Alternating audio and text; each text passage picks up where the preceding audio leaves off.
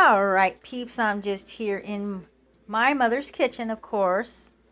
And she wanted brownies, so I do know how to make them homemade, but instead, she asked me if I would kindly make her the ones out of the box.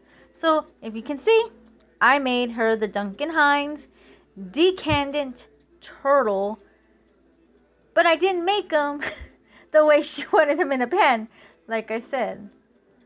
I don't know where a lot of the stuff is at the moment, but here's the finished product. They're the muffin style, but oh well. I just thought I'd share that with you, and then I got one still cooking in that pie pan over there in the oven. We just got a regular oven, so soon I'll be baking and cooking a lot more, so you'll see a lot more of my posts. I hope y'all like this. Love y'all. Bye.